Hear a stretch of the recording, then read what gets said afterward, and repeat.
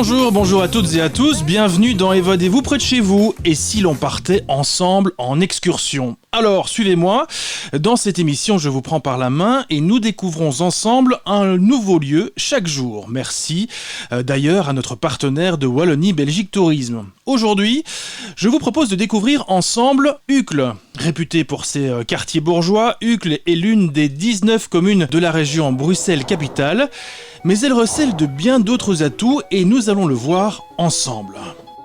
Changer d'air. Se déconnecter pour se reconnecter. Se vider la tête. Se nourrir l'esprit. S'égarer pour mieux se retrouver. Découvrir. Se découvrir. Se sentir libre. Destination Wallonie. Tout pour s'évader. Faites le plein d'idées sur visitewallonia.be. Et avant de vous présenter ma première invitée, je vous dresse rapidement la carte d'identité d'Uccle. 84 000 habitants, on les appelle les Uclois, les Ucloises, une superficie de 23 km² et Uccle est située au sud-ouest de Bruxelles.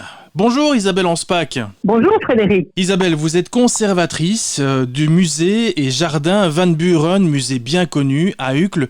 Est-ce que vous savez nous en dire quelques mots? Pour quelles raisons faut-il venir visiter le musée? Alors le musée Van Buren, c'est ce qu'on appelle un vrai coup de cœur. C'est une maison musée qui a été initiée par ses propriétaires David et Alice Van Buren dans les années 30. N'ayant pas d'enfants, ils ont décidé à la mort du dernier survivant que la maison deviendrait un lieu ouvert au public, donc une maison musée.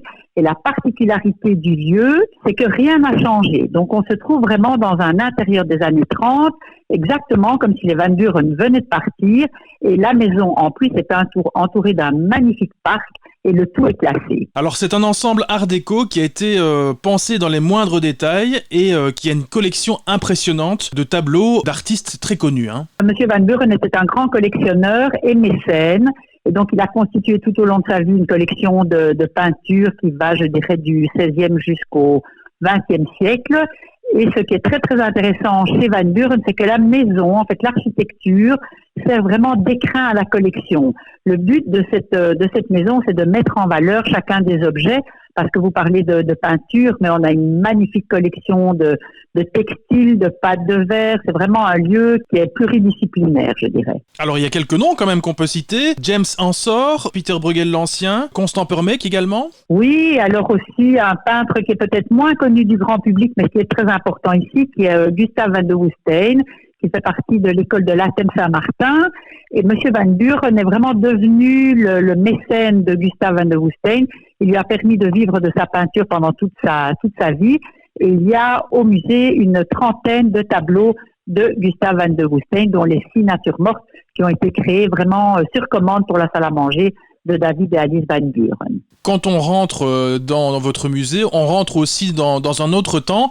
Vous le disiez tout à l'heure, c'est une maison qui est décorée dans ses moindres détails, c'est art déco, c'est ça? Oui, c'est l'art déco, mais alors c'est l'art déco hollandais, donc ce n'est pas du tout la tendance moderniste. Ici, on est dans un intérieur très très chaleureux avec des bois précieux, du palissandre de Macassar, de l'ébène de Macassar, par contre, et du palissandre du Brésil. C'est des bois très très chauds.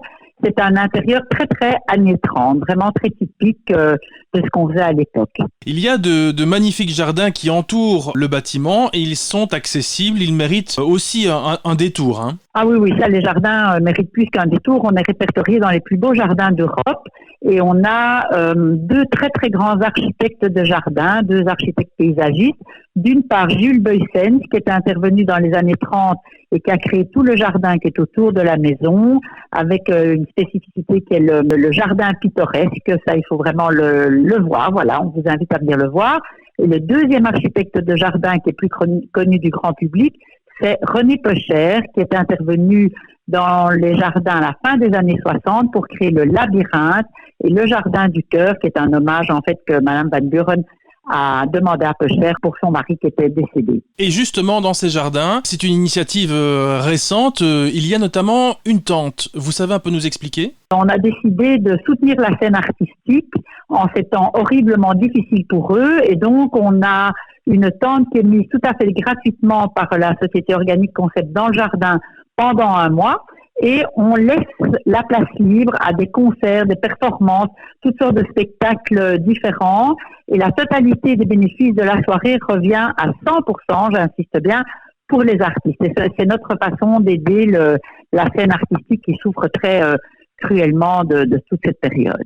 Ça veut dire qu'en ce moment, et pendant un mois, les jardins sont animés autour du bâtiment ? Le programme de tous les concerts, de toutes les manifestations se trouve sur le site du musée et c'est de la mi-juillet à la mi-août avec vraiment un programme très très éclectique au niveau artistique. Isabelle Anspach, je rappelle que vous êtes la conservatrice du musée et des jardins Van Buren. Je vous repose la même question qu'au début. Pour quelles raisons faut-il venir voir le musée et les jardins ? Mais c'est un endroit vraiment complètement atypique. Je pense que même au niveau européen ou international, c'est vraiment une visite très très complète parce que vous avez l'architecture, la botanique, le textile, la sculpture, la peinture, l'art des jardins. C'est vraiment en une seule visite. On a vraiment de très nombreuses choses à découvrir et très très gai à faire en famille aussi. Au niveau du jardin avec le labyrinthe et dans la maison, on a un parcours enfant. Donc c'est une visite très très complète et qui reste très ludique. On est chez des gens en fait. Donc comparé à un grand musée ou qui est plus formel, ici c'est vraiment, on rentre dans l'univers de David et Alice Van Buren. Alors pour l'instant, c'est réservation recommandée, mais on a l'autorisation maintenant d'accueillir un certain nombre de personnes qui n'ont pas réservé.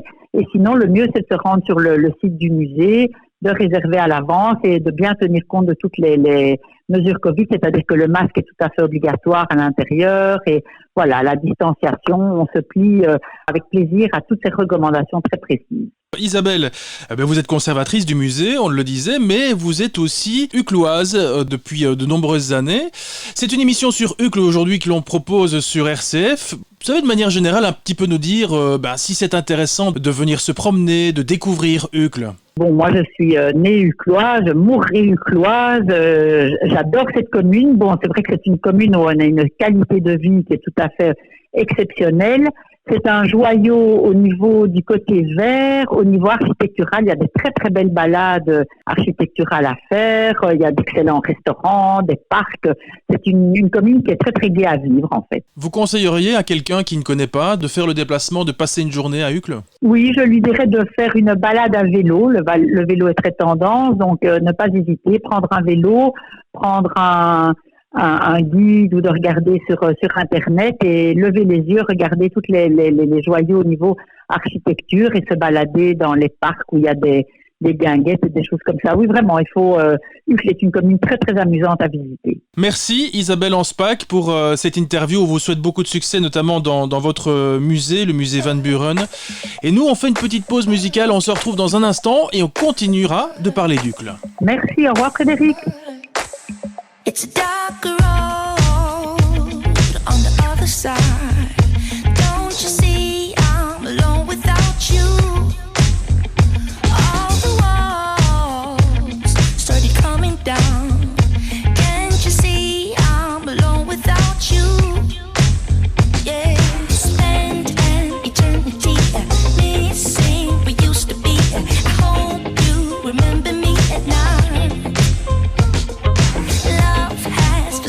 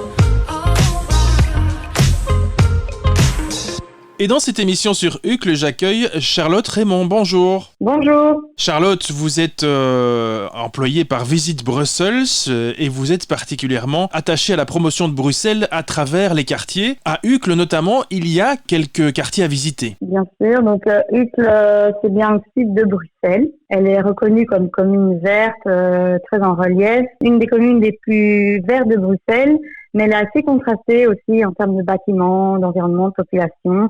Au nord, on a plutôt des quartiers bourgeois, entièrement urbanisés. À l'ouest, c'est des quartiers un peu plus populaires. Et alors au sud, on a de grands espaces ouverts, des forêts, des espaces naturels. Et on va vraiment le détour. On a le centre de Uccle, qui est donc son centre historique, qui a vraiment des allures de village, hameau, et qui mérite aussi un détour. Donc, allez vous balader, par exemple, au parvis de Saint-Pierre. Il y a de chouettes petites boutiques, des petits cafés, des bars pour se poser en terrasse. C'est vraiment différent du centre-ville. On se sent vraiment ailleurs. Si vous voulez pousser la promenade un peu plus loin dans les espaces verts, eh bien, il y a le magnifique parc de Wolvendal. C'est probablement un des plus beaux parcs de Bruxelles, très en relief, qui offre plusieurs magnifiques vues depuis ses hauteurs. C'est le parc privilégié des couples, des familles, donc idéal pour les amoureux. On peut y accéder via le Square Hero. Alors, il y a une magnifique orangerie qu'on retrouve dans une collection de la BD Blake et Mortimer pour les amateurs de BD. On peut y accéder aussi par une petite allée très bucolique, par une petite rue qui nous emmène hors du temps, dans des endroits cachés de Uccle. Un peu plus haut, plutôt au sud du parc, vous avez le cimetière du Guibec. Alors ça aussi, c'est un de mes coups de cœur de Uccle. C'est un cimetière qui est désaffecté depuis les années 50. De nombreuses personnalités sont filmées dans ce cimetière, mais ce qui est particulier dans ce cimetière et qui est vraiment magnifique, c'est vraiment une faune, une flore qui se sont développées. Il y a une grande biodiversité et la nature prend vraiment le pas sur les tombes, et donc on a vraiment cette sensation de nature qui envahit le cimetière, et ça donne un cadre vraiment unique. Des visites guidées s'organisent au cimetière, donc on peut s'inscrire avec Arcadia, organise souvent des visites guidées. Charlotte, on entend les oiseaux déjà d'ici, ils sont derrière vous. Oui, tout à fait. Si on veut un peu de calme dans la capitale, c'est bien dans cette commune qu'il faut se rendre. Vous aurez l'embarras du choix au niveau des espaces verts et des parcs. Un peu plus bas encore, il y a le Square Vert, qui est un espace classé Natura 2000 et qui mérite aussi le détour pour une petite promenade, soit à pied ou à vélo. Est-ce que vous conseilleriez, Charlotte, aux auditeurs de se rendre à Uccle? Parce que c'est vrai, quand on pense excursion, on pense Ardennes, on pense mer du Nord, mais est-ce qu'on peut aussi leur conseiller de passer par Uccle cet été? Si vous voulez sortir des sentiers battus du centre-ville de Bruxelles, allez vous rendre à Uccle, surtout pour aller vous promener dans ces parcs, que ce soit le parc du Wolvendal ou même la maison et jardin Van Buren, qui est un peu plus haut dans Uccle. Merci Charlotte d'être passée par l'antenne d'RCF ce matin et de nous avoir donné ces quelques explications sur Uccle. Nous, on poursuit la découverte d'Uccle dans un instant. On se retrouve juste après une petite pause musicale. When you try your best but you don't succeed, when you get what you want but not what you need, when you feel so tired but you can't sleep, stuck in rivers,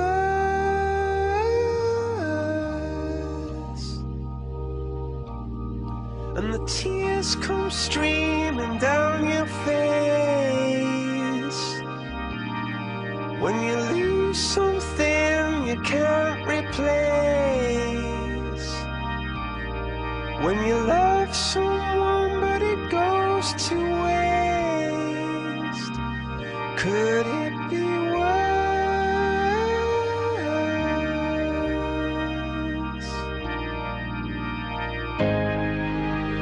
Lights will guide you home and ignite your bones, and I will try to fix you.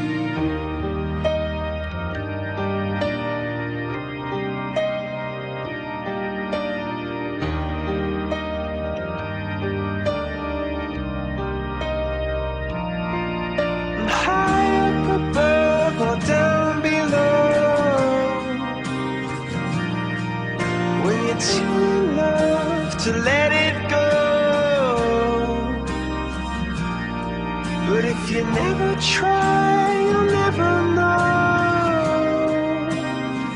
just what you were.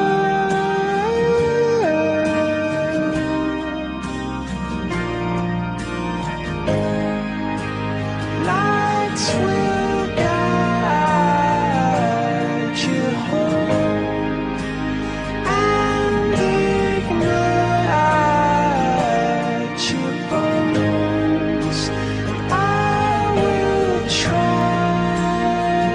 to fix you.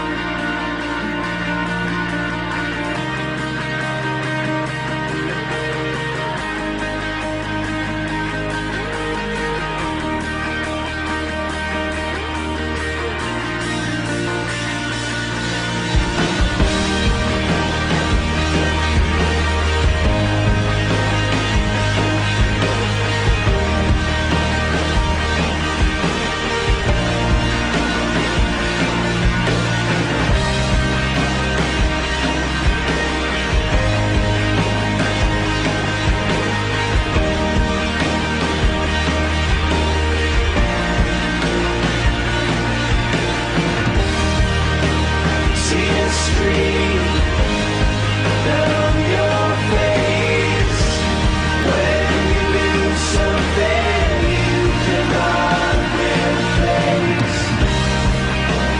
Tears stream down your face.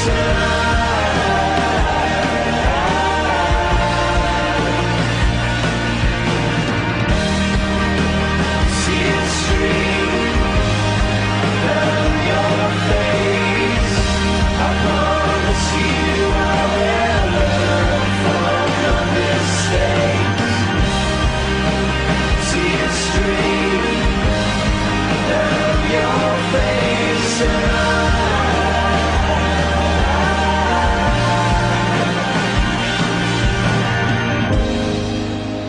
Lights will guide you home and ignite your bones, and I will try to fix you. On parlait d'art déco il y a un instant et on va continuer de parler d'art déco. Bonjour Cécile Dubois. Bonjour Frédéric. Alors vous êtes guide, conférencière, spécialisée en art déco et vous proposez notamment une promenade, une balade dans les rues de Uccle spécialisée art déco. Vous savez nous en parler ? C'est un parcours que vous pouvez commencer par exemple à l'angle de la rue de Frey et de l'avenue de l'Échevinage à Uccle, pas tellement loin du square des Héros ou du parc du Wolfendal. On commence alors par l'avenue de l'Échevinage où on trouve des constructions de l'entre-deux-guerres signées Louis Hermann de Koning ou Raphaël Delville dans un style plus moderniste alors.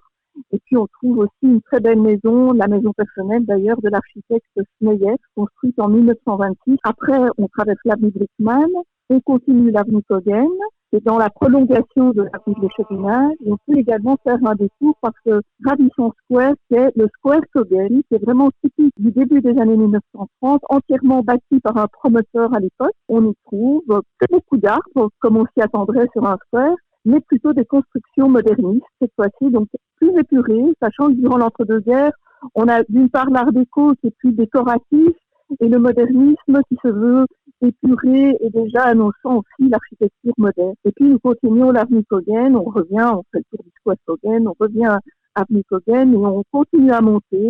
Et dans les hauteurs de l'avenue Kogen, alors on peut découvrir aussi l'architecture d'un certain Louis Thénard. C'est un architecte qui a beaucoup retenu mon attention ces derniers temps, puisque, dit-on, et disait-il lui-même, il a construit 1635 habitations à Bruxelles. En réalité, nous n'en connaissons que 200. C'est déjà beaucoup pour un architecte. Et il y a construit, avenue Kogen, de très belles maisons d'inspiration paquebot. Alors ça, Cécile, eh bien c'est vraiment une particularité de Bruxelles, parce que c'est vrai que on retrouve beaucoup de maisons art déco en région bruxelloise. On en trouve peu, par exemple, au niveau de la Wallonie. On en trouvera dans les villes wallonnes, je pense. Si vous allez du côté de Namur, quand on sort de la gare, il y a un très joli quartier art déco. Si vous allez à Liège, vous allez en trouver. On en trouvera peut-être moins en zone rurale, effectivement.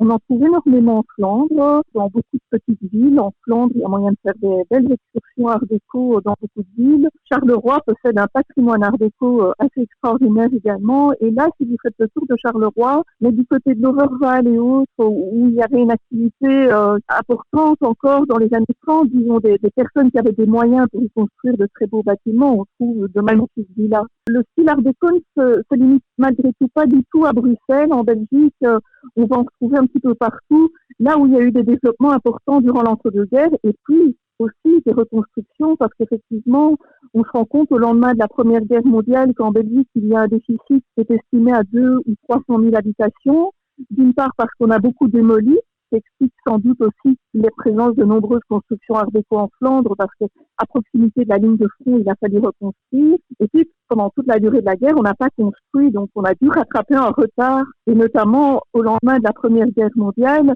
se crée en 1919 la Société nationale des habitations et logements à bon marché, qui va vraiment stimuler aussi la construction de logements sociaux, comme à Bruxelles, par exemple, les fameuses cités-jardins qu'on va retrouver un petit peu partout dans les communes de la Seconde Couronne. Cécile Dubois, je rappelle que vous êtes guide conférencière spécialisée en art déco et vous êtes aussi l'auteur de Bruxelles Art Déco, que vous pouvez trouver aux éditions Racine. Cécile, vous êtes incollable et vous proposez aussi des promenades et des balades. Si on veut venir passer un petit peu de temps à Uccle, eh bien, est-ce que c'est un bon moyen pour visiter ? C'est quoi ? C'est une promenade à vélo ? Non, cette promenade que je viens de vous décrire, vous pouvez la faire à pied. D'ailleurs, je la guide régulièrement pour l'une ou l'autre association ou des groupes qui me le demandent.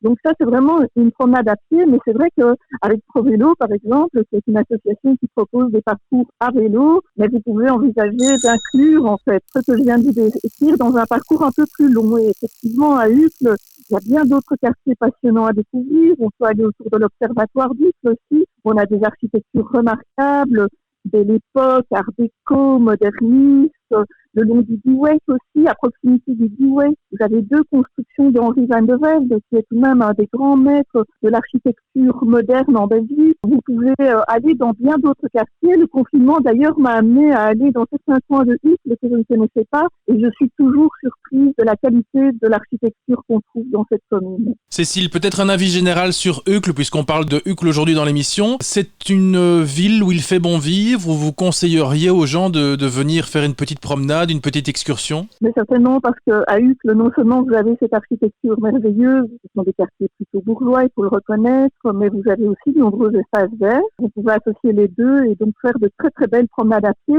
Uccle possède encore pas mal de vieux chemins, vous avez d'anciennes voiries aussi, donc en se renseignant un peu, vous pourriez effectivement faire une promenade en dehors des sentiers battus. À Uccle, vous avez aussi le Cauberg, c'est une réserve semi-naturelle qui vous permet aussi de remonter vers le nouveau cimetière d'Uccle, d'où une vue magnifique s'offre vers le Pajottenland.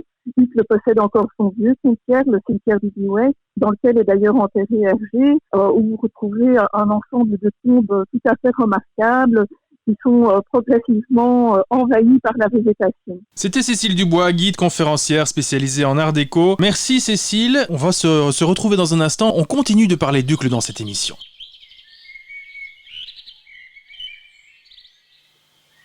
Le parc de Wolvendal, un havre de paix sur 18 hectares, situé au sud du square des Héros et de l'avenue de Frey et au nord du cimetière du Dieweck. Il occupe le versant sud de l'ancienne vallée de Lukkelbeek. Nos reportrices stagiaires, Armelle Delven et Florine Ancion, se sont promenées dans le parc de Wolvendal. Elles ont tendu leur micro. Reportage. J'habite tout près du parc, donc forcément je viens avec mes enfants au parc. C'est facile, c'est un chouette parc, il y a une plaine de jeux, c'est grand, il y a plein de chemins un petit peu partout. Voilà, on découvre le parc souvent encore. Et non, on adore ce parc. Est-ce que vous savez d'où vient le nom Wolvendal ? Pas du tout. Non, désolé. Pas du tout, non. Du tout, non.